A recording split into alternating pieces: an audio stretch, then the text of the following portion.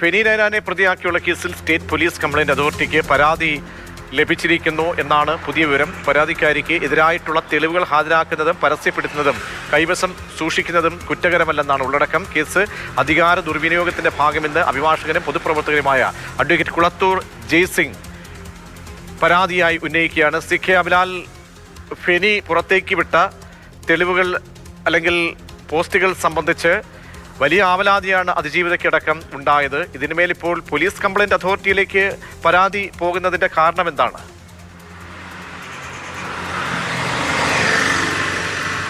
കുളത്തൂർ ജയ്സിംഗ് പൊതുപ്രവർത്തകൻ കൂടിയാണ്, അഭിഭാഷകനുമാണ്. സമാന നിലയിലുള്ള പല ഘട്ടങ്ങളിലും അദ്ദേഹം പരാതിയുമായി ഒന്നുകിൽ മുഖ്യമന്ത്രി അല്ലെങ്കിൽ DGP, പോലീസ് കംപ്ലയിന്റ് അതോറിറ്റി എന്നിവരെ സമീപിച്ചിട്ട് ഉള്ള ആളാണ്. പൊതുപ്രവർത്തകൻ എന്നുള്ള നിലയിലുള്ള അദ്ദേഹത്തിൻ്റെ പ്രവൃത്തി പരിചയം, അതോടൊപ്പം തന്നെ അഭിഭാഷകൻ എന്നുള്ള നിലയിലുള്ള സ്ഥിതിയും കണക്കിലെടുത്താണ് ഇത്തരത്തിലുള്ള ഇടപെടലുകൾ നടത്തുന്നത്. പത്തനംതിട്ട സൈബർ പോലീസ് എടുത്ത കേസ് നിയമപരമായി നിലനിൽക്കുന്നതല്ല എന്നുള്ളതാണ് അദ്ദേഹത്തിൻ്റെ പരാതിയിലെ ഉള്ളടക്കം.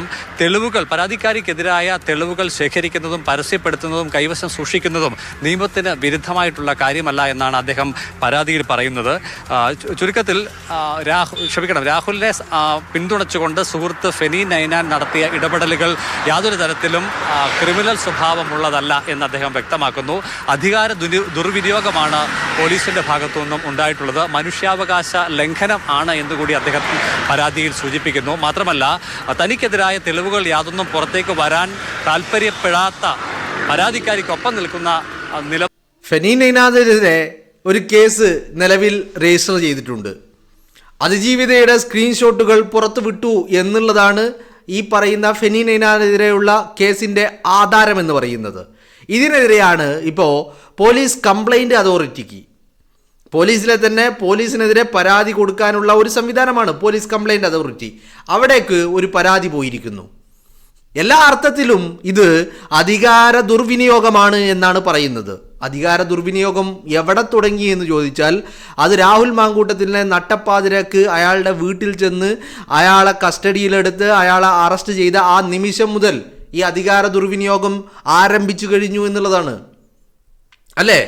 ഈ മൂന്നാമത്തെ പരാതി വരുന്നതും അത് രഹസ്യമാക്കി വെക്കുന്നതും രാഹുലിലേക്ക് എത്തുന്നതും രാഹുലിൻ്റെ വീട്ടിൽ ചെല്ലുന്നതും മീൻസ് ഈ രാഹുൽ താമസിക്കുന്ന പാലക്കാട്ട് അയാളെ ഇടം എന്നാണ് ഞാൻ ഉദ്ദേശിക്കുന്നത്.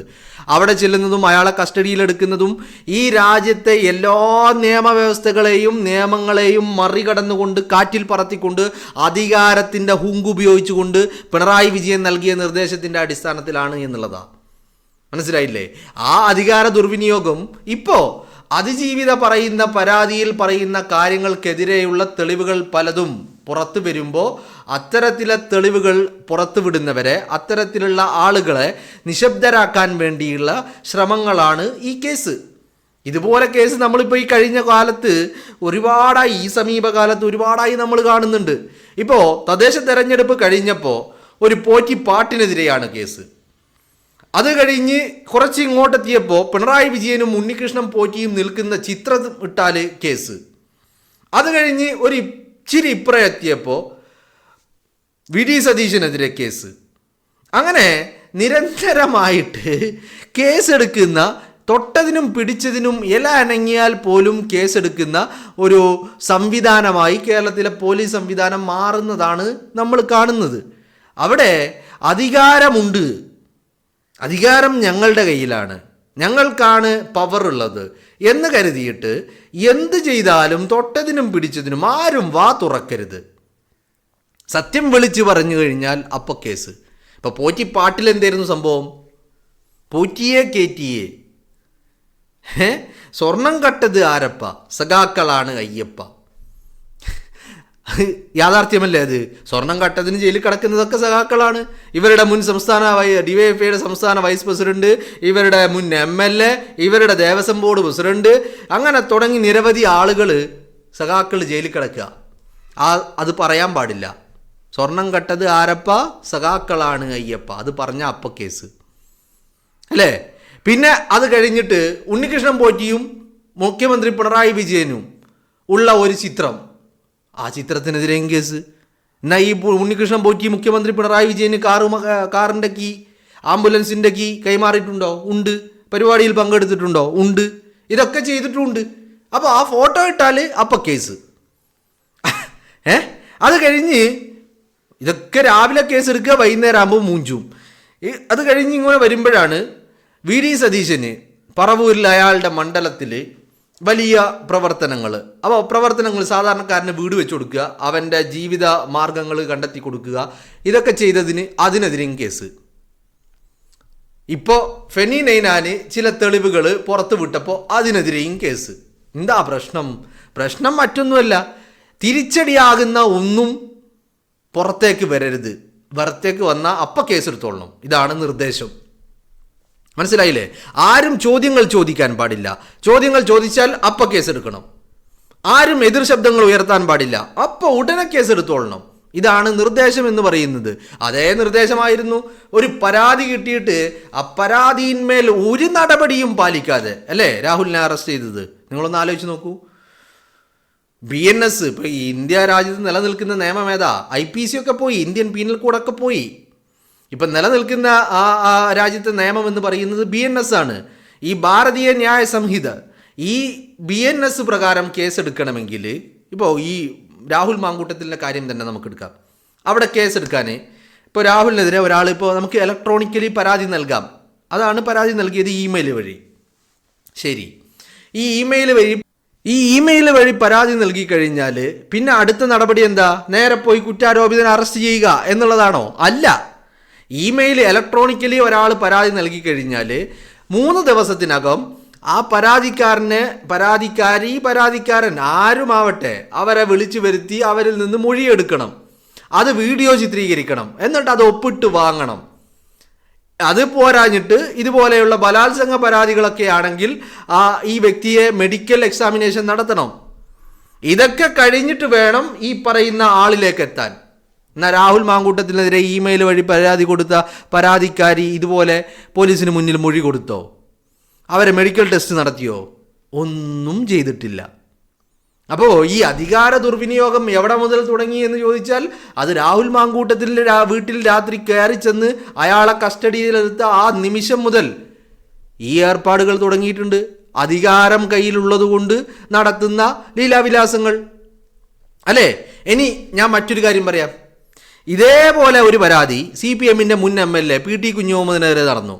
എന്നിട്ട് എന്തുണ്ടായി? 14 ദിവസം ആ പരാതി പിണറായി വിജയൻ്റെ അണ്ണാക്കിൽ തള്ളി അല്ലേ?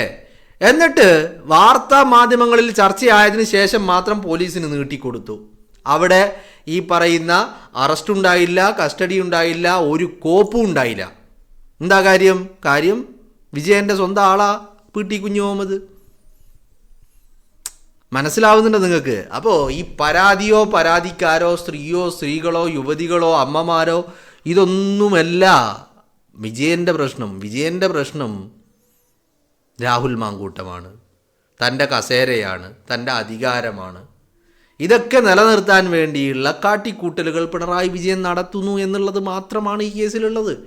അതിനപ്പുറത്തേക്ക് നിങ്ങൾ ഈ മാധ്യമങ്ങളിൽ കാണുന്ന തലക്കെട്ടുകളും സ്റ്റോറികളും വാർത്തകളും ഇതൊന്നും അത് ഏത് ചാനലിലാണ് ആ വാർത്ത വരുന്നത്? അവർക്കതിലൊരു താല്പര്യമുണ്ട്. ആ താല്പര്യത്തിനനുസരിച്ച് അവർ തലക്കെട്ടുകൾ നൽകും, ആ താല്പര്യത്തിനനുസരിച്ച് അവർ വാർത്തകൾ നൽകും. അവർക്ക് തോന്നുന്ന രീതിയിൽ അവരുടെ ഈ പറയുന്ന ഇമാജിനേഷൻ വെച്ചുകൊണ്ട് അവർ പലതും ഇങ്ങനെ ഊതിപ്പെരുപ്പിക്കും എന്നുള്ളതാണ്. പൊടിപ്പും തൊങ്ങലൊക്കെ ചേർത്ത് മാക്സിമം വ്യൂവർഷിപ്പ് ഉണ്ടാക്കിയെടുക്കാൻ വേണ്ടിയുള്ള തത്രപ്പാടിലാണ് ഇവരിതൊക്കെ ചെയ്തുകൊണ്ടിരിക്കുന്നത് എന്നുള്ളതാണ്. അതിനപ്പുറത്തേക്ക് ഒന്നും തന്നെ ഇവർക്ക് ആർക്കും ഇല്ല. ഈ ധാർമ്മികത എന്നൊക്കെ പറയുന്നത് വെറും വായ കൊണ്ട് പറയാൻ പറ്റും എന്നല്ലാതെ ഇതൊന്നും ഒരുത്തൻ്റെയും പ്രവൃത്തിയിലില്ല എന്നുള്ളതാണ്.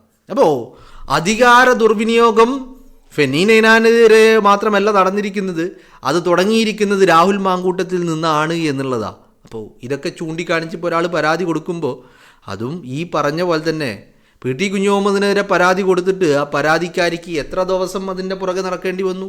അതുപോലെ ഇപ്പോൾ ഒരു പരാതി കൊടുത്തു അത്രമാത്രം. ഇതിൻ്റെ മേലെ എന്തെങ്കിലും നടപടി ഉണ്ടാകുമോ? ഒരു നടപടി ഉണ്ടാവില്ല. ഒരു നടപടിയും ഇതിൻ്റെ മുകളിൽ ഉണ്ടാവില്ല എന്നുള്ളതാണ് അതിൻ്റെ യാഥാർത്ഥ്യം എന്ന് പറയുന്നത്. ഇപ്പോൾ പരാതിക്കാരൻ ചൂണ്ടിക്കാണിക്കുന്നത് നിയമവിരുദ്ധമാണ് അറസ്റ്റ്, അതുപോലെ ഈ പരാതിക്കാരിക്കെതിരെയുള്ള തെളിവുകൾ കൈവശം വെക്കുക, അത് പുറത്ത് വിടുക, അത് ശേഖരിക്കുക എന്നൊന്നും പറയുന്നത് ഈ രാജ്യത്തിൻ്റെ നിയമം അനുസരിച്ച് ഒരു തെറ്റും ഒരു കുറ്റവുമല്ല.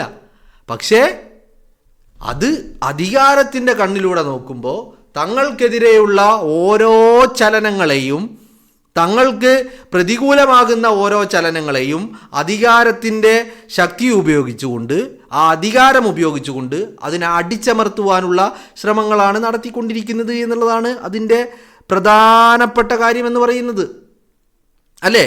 അതാണിപ്പോൾ ഫെനീനെതിരെ ഒരു കേസ് എടുത്തുകൊണ്ടിരിക്കുന്നത്. അപ്പോൾ കേസുകൾ ഇങ്ങനെ പലതും എടുക്കും.